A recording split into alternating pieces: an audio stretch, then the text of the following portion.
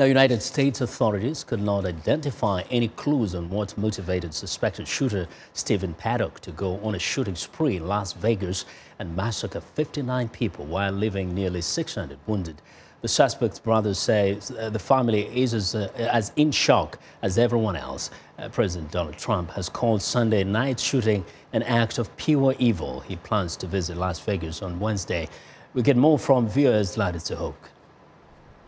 The shooter made a hole in the window of his hotel room and opened fire on the crowded concert venue. Witnesses say when they first heard the shots, they thought they came from firecrackers. When they realized it was gunfire, people panicked. Like some were falling and some were screaming and yelling. We ran and we ran. And I still wasn't even sure if it was actually bullets. People just started dropping around us. The shooting in Las Vegas is the worst mass shooting by a single gunman in recent U.S. history. President Trump and Vice President Mike Pence, accompanied by their wives, held a moment of silence Monday afternoon on the White House South Lawn in honor of the victims. The president ordered U.S. flags to half-staff. Among those killed was an off-duty police officer who was helping people escape or find cover. In the aftermath, people lined up to donate blood to the wounded.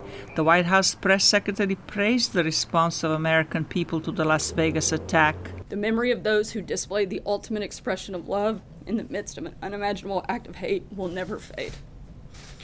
Their examples will serve as an eternal reminder that the American spirit cannot and will not ever be broken. Islamic State claimed the attack through its news agency, saying the shooter had recently converted to Islam, but investigators could not find any links between the suspect and any kind of group. This is an individual who was described as a lone wolf. I don't know how it could have been prevented. No connection with an international terrorist group. His family described him as a wealthy man who loved to gamble and sent lavish boxes of cookies to his mother in Florida. He had no criminal record. I mean, my brother did this. This is like it was done, like he shot us. I mean, if he'd have killed my kids, I couldn't be more dumbfounded. The latest U.S. shooting incident is raising new discussions on what can be done to prevent massacres without politicizing them. Experts say that checking bags at concert venues can ensure no one brings a gun inside, but the Las Vegas suspect was shooting from a hotel with a good view of the crowd. This is a different dynamic.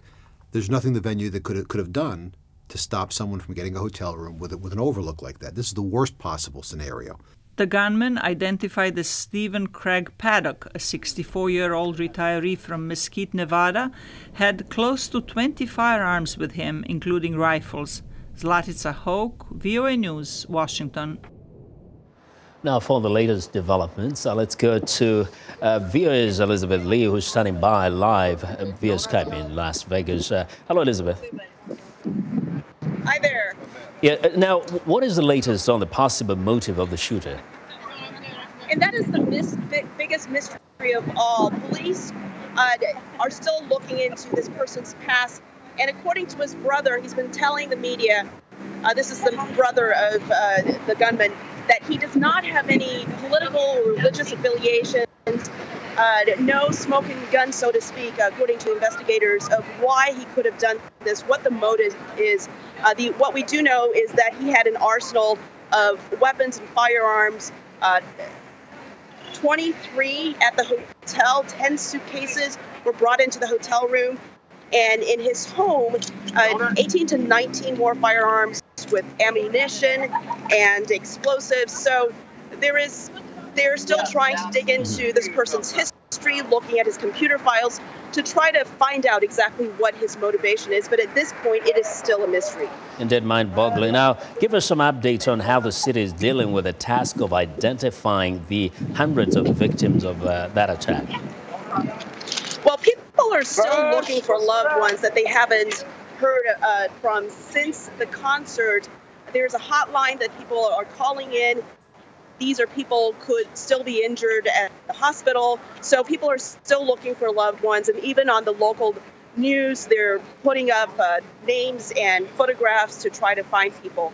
So we are still in recovery period, but the community has really come together. I'm currently at a blood bank, and this is day 2, and I'll flip the camera around so you can take a look.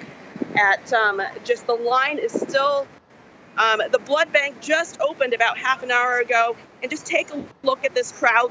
This is a crowd that's outside, standing in line, wrapped around the building, just for a moment to get in. I spoke to one of the members from the community here earlier. She said she tried to get into a blood bank yesterday and was turned away because the need, there's just so many people who want to help, doing anything they can to help. And others are donating it financially to try to help the families of victims. Indeed, a city standing together. Very quickly, to what extent has this generated the debate of gun control, particularly there? Yeah. Now, while the national politicians are talking about gun control, I asked about the local residents what they think, and they said it's still too early to talk politics, to talk gun control. They're still in a period of mourning their loss, still trying to come to grips with what happened just 2 days ago. So they say it's too early to talk about this at this point. They just want to focus on giving each other support.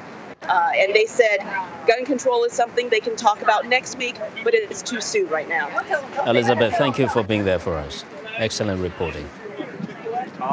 Viewers, Elizabeth Lee reporting live via Skype from Las Vegas.